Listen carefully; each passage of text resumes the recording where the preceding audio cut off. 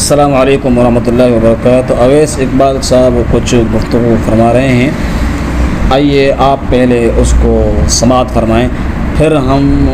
उस मामले पर आपके साथ गुफ्तगू करते हैं और इस बात की वजाहत करते हैं कि वो क्या कहना चाहते हैं, उनका मकसद क्या है। पाकिस्तान में और पूरी दुनिया के अंदर जो पोलराइज्ड सोसाइटी हैं, जो रेडिकलाइज्ड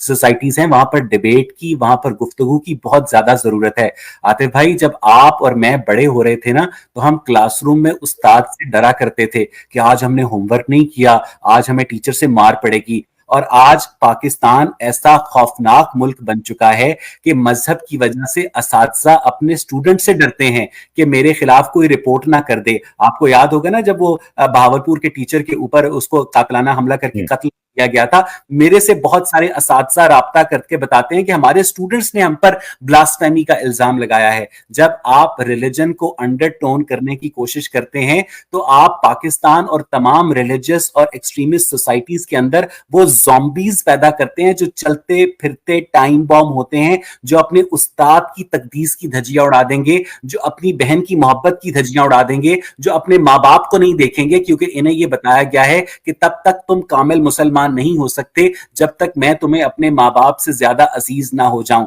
तो मुझे ये बताइएगा कि पाकिस्तान या पूरी दुनिया के जो रेडिकलाइज सोसाइटीज हैं, वहां पर इस आइडियोलॉजी के साथ क्या मुझे इस्तांबुल बड़ा पसंद है इस हवाले से। आपने भी देखा होगा कि साथ वाली मस्जिद में अजान हो रही होती है और साथ नाइट क्लब के अंदर जो जिस्म होते हैं हम जैसे गुमराह थिरक रहे होते हैं। मसला यह है कि वो दोनों जलन करते हैं। लेकिन क्या आप पाकिस्तान में ऐसे सेकुलर मुआशरे का ख्वाब देख सकते हैं जहां हर कोई अपनी मर्जी के साथ जिंदगी बसर करने में आजाद हो? हम एक ऐसे मुआशरे की जिद्दोजहद करना चाहते हैं, खासतौर पर पूरी दुनिया में इस्लाम के हवाले से, जहां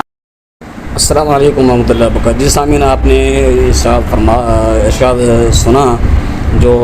अवैस इकबाल साहब फरमा रहे थे। अब हम आप इस हवाले से आपसे गुफ्तगू करते हैं कि अवैस साहब का कहना है इस बारे में कि सेक्युलरिज़म और इस्लाम, यकीनन उनका कहना है कि मुसलमान बच्चों को शुरू से ही ये चीज़ सिखाई जाती है कि भाई नबी अलैहिस्सलातु वस्सलाम की जो हदीस है कि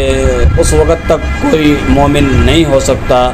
जब तक वो मुझसे सबसे ज़्यादा दुनिया की हर चीज़, हत्ता के माँ बाप से ज़्यादा मुझसे मोहब्बत करे। नबी अलैहि वसल्लम की ये हदीस है।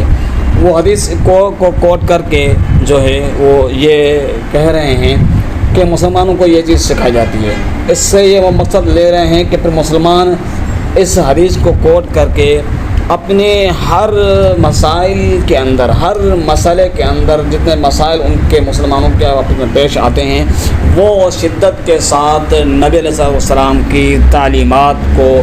जो है वो अपनाते हैं और फिर उस शिद्दत की वजह से बाकी जो नज़रिए हैं, उन नज़रियों को, बाकी जो दीगर जो हैं मज़ाहिब हैं, उनके नुक्ता नज़र को, उस फ़ैसले के बारे में जो है वो नज़रअंदाज कर देते हैं और बिल्कुल तरक्की कर देते हैं, नहीं लेते। यानी सिर्फ इस्लाम को ही वो ज़्यादा तरजीह देते हैं और उस वक़्त तक वो मोमिन ही नहीं हो सकते जब तक ये है कि पैगम्बर इस्लाम इमामुल अंबिया जनाब मोहम्मद रसूलुल्लाह सल्लल्लाहु अलैहि वसल्लम के हवाले से बात कर रहे हैं कि उनसे अपने माँ बाप से ज़्यादा उनसे मोहब्बत न करें। लेकिन सेक्युलरिज़म और इस्लाम ये दोनों एक अलग एक फ़िक्री मौजू हैं और इनके बारे में मुख्तलिफ़ जो हैं वो आरा पाई जाती हैं। यानी मुख्तलिफ़ जो हैं इनके बारे में लोगों की राय पाई जाती हैं। तो लिहाजा सेक्युलरिज़म ये एक ऐसा नज़रिया भी है, जैसे मैंने पहले आपको बताया कि मुसलमान जो है इस्लाम को पसंद करते हैं अपने फ़ैसलों के अंदर। नबी सल्लल्लाहु अलैहि वसल्लम ने उनको यही सिखाया है, लिहाजा उनके जो अल्फाज हैं वो यही बता रहे हैं कि सेक्युलरिज़म, क्योंकि सेक्युलरिज़म आम तौर पर उस नज़रिए को कहा जाता है। आपको इस हवाले से मैं समझाता चलूँ कि रियासती उमूर और कानून سازی مذہب سے الگ ہو، یعنی اسلام کا اس سے کوئی آپ کے فیصلوں سے، آپ کی زندگی میں ہونے والے معاملات کے ساتھ اسلام کا کوئی بھی اس سے واسطہ نہ ہو۔ آپ کا جو مذہب ہے، آپ کا دین ہے، صرف آپ کی اپنی ذات تک محدود ہو۔ آپ کے فیصلوں میں، آپ کی حکومت میں، آپ کی ریاست میں، آپ کے جو مذہب ہے اس کے خلاف معاملات ہونے چاہیے، اس کے خلاف فیصلے ہونے چاہیے، لہذا مذہب کی بنیاد پر آپ کے فیصلے نہیں ہونے چاہیے، اسلام کی بنیاد، کیونکہ آپ نے اسلام کا کلمہ پڑھا ہے تو لہذا ہم اور آپ مسلمان سب یہی پسند کریں گے کہ اسلام کے مطابق فیصلے ہونے چاہیے، جیسا کہ سعودی عرب کے اندر آپ دیکھتے ہیں۔ لیکن یہ صاحب فرما رہے ہیں کہ ان کے نبی نے ان کو یہ چیز سکھائی ہے، کیونکہ یہ بہت زیادہ محبت کی ترغیب دی گئی ہے، تو لہذا اسلام جب اس چیز کی ترغیب دیتا ہے کہ وہ اپنے ماں باپ سے زیادہ، ان کا نبی ان کو یہ سکھاتا ہے مسلمانوں کو کہ ماں باپ سے زیادہ مجھ سے محبت کرو، تو یہ مسلمان جو ہے وہ شدت اختیار کرتے ہیں اور جو ہے اپنے اسلام سے ہٹ کر کسی اور مذہب سے فیصلہ، سیکولرزم بھی ایک الگ ایک مذہب ہے، انہوں نے اختیار کیا ہوا ہے، تو اس مذہب کے تحت لہذا فیصلے کیوں نہیں ہوتے، اسلام سے ہٹ کر فیصلے مسلمان کیوں نہیں کرتے۔ اور اسلام ایک ایسی چیز ہے، ایک ایسا مکمل ضابطہ، ایک ایسا مذہب ہے جو ایک مکمل ضابطہ حیات، آپ کو زندگی گزارنے کا مکمل ایک پلیٹ فارم پیش کرتا ہے، جس میں عبادات کے ساتھ ساتھ معاشرت ہے، معیشت ہے، سیاست ہے، عدل کے اصول بھی شامل ہیں۔ اسی وجہ سے بہت سے مسلمان علماء کا موقف اسلام کہ صرف اسلام انفرادی عبادت تک محدود نہیں ہے، بلکہ اجتماعی اور حکومتی زندگی کے لیے بھی رہنمائی فراہم کرتا ہے۔ جیسے صحابہ کرام کے زمانے میں، نبی صلی اللہ علیہ وسلم کے زمانے میں آپ صلی اللہ علیہ وسلم نے حکومتی معاملات سب اسلام کی بنیاد پر ہی چلائے ہیں، اور آپ نے اسی کی مسلمانوں کو دعوت دی ہے، اسی کی تبلیغ و اسی کی ترویج کی ہے۔ بعض مسلمان مفکرین سیکولرزم کو اسلام کے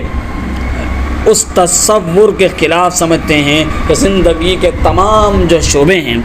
ان میں اللہ تعالیٰ کی ہدایت کو مقدم رکھا جائے، بالکل اللہ تعالیٰ کی ہدایت کو ہی زندگی کے تمام شعبوں میں، چاہے وہ سیاست کے لحاظ سے ہو، چاہے وہ معاشرت کے لحاظ سے ہو، معیشت کے لحاظ سے ہو، عدل و انصاف کے لحاظ سے ہو، لہذا اللہ تبارک و تعالیٰ کی طرف سے دی گئی ہدایت کو ہی مقدم رکھا جائے گا۔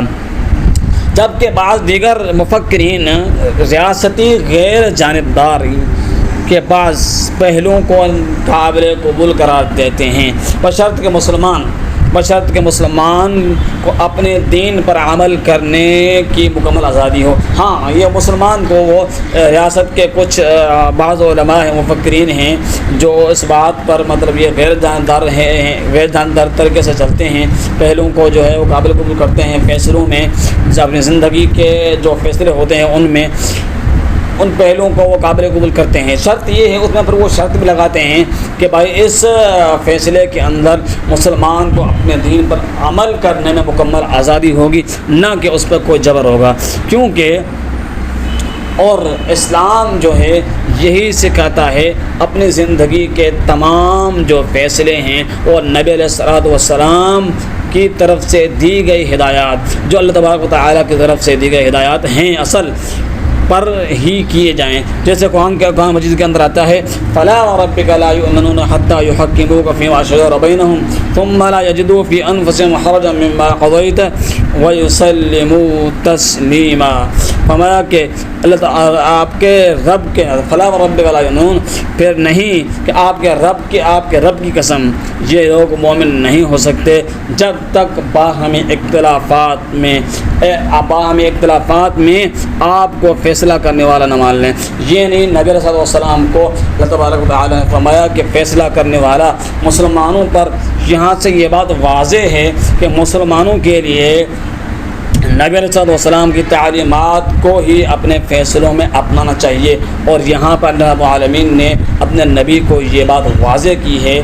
کہ اس وقت تک کوئی مومن نہیں ہو سکتا جب کہ نبی علیہ الصلوۃ والسلام کو اپنے فیصلے میں فیصلہ کرنے والا نہیں قرار دے دیتا۔ اگر اسلام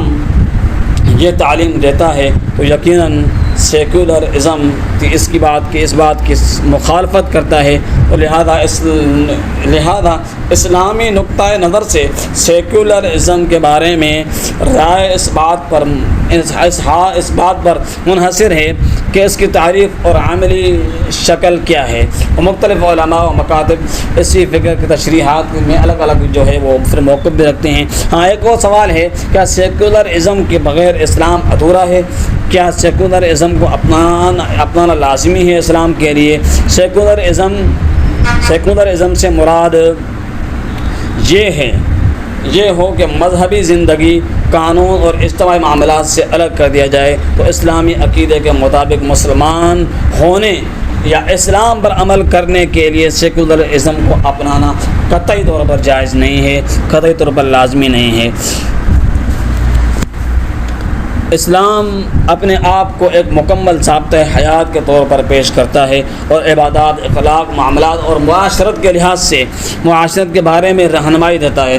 اسی لیے اسلام کی بنیادی تعلیمات پر ایمان رکھنے اور ان پر عمل کرنے کے لیے سیکولرزم کو اختیار کرنا کوئی دینی شرط نہیں ہے۔ البتہ سیکولرزم کی مختلف تعریفیں ہیں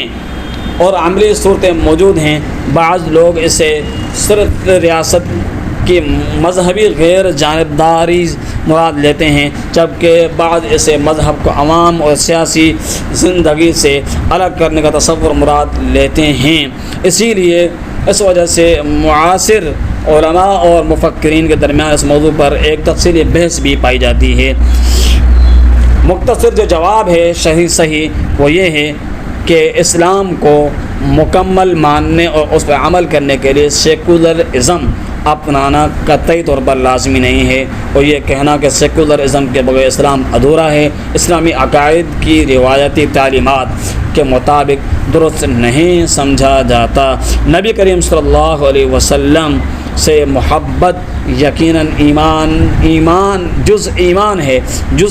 یعنی ایمان کا ایک اہم حصہ ہے اور ضروری حصہ ہے، کیونکہ آپ علیہ الصلوۃ والسلام کی یہ جو حدیث ہے کہ تم میں سے کوئی شخص اس وقت تک کامل مومن نہیں ہو سکتا جب تک کہ میں اس کے والد کی اولاد کے تمام لوگوں سے زیادہ محبوب نہ ہو جاؤں، ان تمام لوگوں سے، والدین سے، اولاد سے زیادہ محبوب نہ ہو جاؤں تب تک جو ہے وہ مومن نہیں ہو سکتا۔ ایک اور روایت کے اندر آتا ہے، سیدنا عمر بن خطاب رضی اللہ عنہ نے عرض کیا کہ اللہ کے رسول، آپ مجھے میری جان کے علاوہ ہر چیز سے زیادہ